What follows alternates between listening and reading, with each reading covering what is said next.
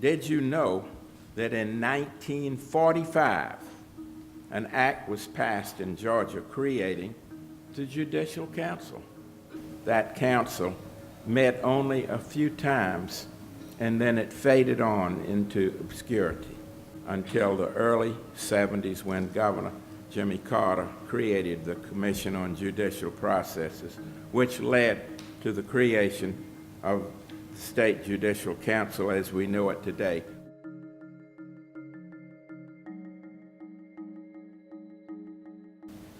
Well, I'm so glad that it has progressed this far. It is a wonderful thing that we have the bench and the bar get together on it, and we needed that. And we've never had any real fuss with the legislative duties. And I think as you go on as members of the council, you will appreciate it in future years as much as I do today.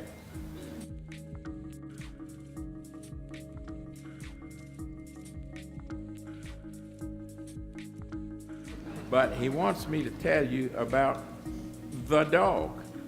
And that's what he's referred to as around here, the dog. Sonny, how's the dog? And I have to tell him, well, let me tell you, this is Aga 10.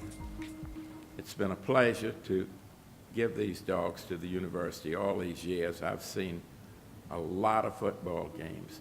I was reminded not long ago by Lauren Smith that I have seen more Georgia football games from the sidelines as any living man.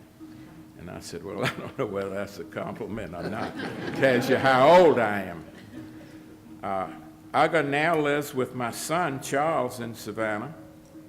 He has an 8-year-old son, my grandson. He wants him to grow up with the English Bulldog like he did. I said, be my guest. But when you take him for better or for worse. That means you walk him in the afternoons, you feed him, you wash him, get him ready for games, you take him to the games. Then I step from the sidelines and get all the credit.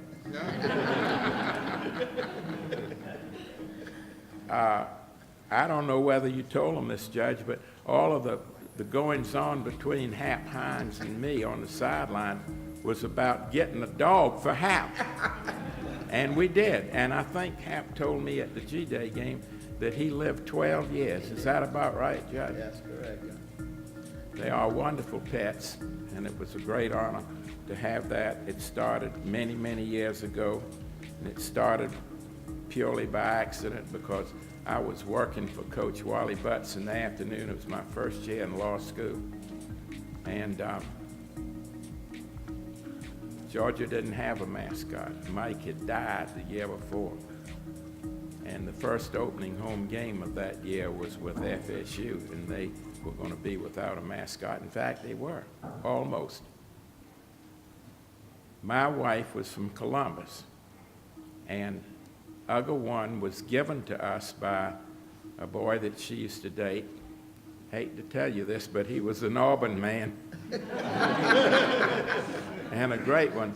And when we went to pick him up in April, he didn't look anything like a bulldog. He was tall and he was scrawny and he was thin and he didn't have what I thought a bulldog ought to look like, but we'd already said we'd take him. Brought him back to Athens, but by September, he had grown out. He had filled out, he had that big head, big jaws. My wife went down to Penny's and bought a t-shirt, a red t-shirt, size 8 if some of you want to do this. And she cut a black G out of felt and sewed it on him. And in advance of the first game, we took him over to the Sigma Chi House, which was right across the street from the stadium. And as I told you, we were opening with FSU. After several iced teas, everybody says, let's take him to the game. Yes, take him to the game. Well, we took him to the game with his shirt on. We didn't take him on the field. Took him up in the stands, and he got a lot of attention. And Dan McGill, who was our athletic publicity director at the time, later told Coach Butts, he says, Coach, Sonny Seiler's got an English Bulldog, might make us a good mascot. He had him at the game. why don't you see if he'll let us use him? Well, hell, Coach Butts was my boss, and I needed that $35 a week. I had selling tickets in the afternoon when usually all I did was just read the law and get myself prepared for the next day, because we weren't selling many tickets. We weren't very good. We took him to the stadium, took him to the Sigma Chi House, took him to the stadium, and somehow his picture got in the Atlanta Journal. The next Tuesday, when I went to check out my box and my cash and my tickets, because my office was on the first floor of old Stagman Hall where the pool was. You remember, it's now the Tate parking lot. And Dan McGill's office was upstairs, as were all the football coaches. And when I opened my box, there was a note in there from Virginia Whitehead, who was my immediate boss. It said, "Sonny, Coach Butts wants to see you in his office immediately." And I said, "Oh my God, you know, your mind goes crazy. What have I done? What have I done? What am I going to say?" Well, I couldn't think of anything I'd done to offend Coach Butts. He was very nice to people like me, but he was hell with the football players. So when I went up there and knocked on his door, he said, "Come on in, Sonny." He says, "Dan tells me you got a bulldog. Make us a good mascot. What do you say? Let us use him." I don't seem to be affording much entertainment, and maybe he can help things. I said, "Well, Coach Butts, if you think he can help the program, anything you want." He said, "Good, have him at every game." And that's the way he was.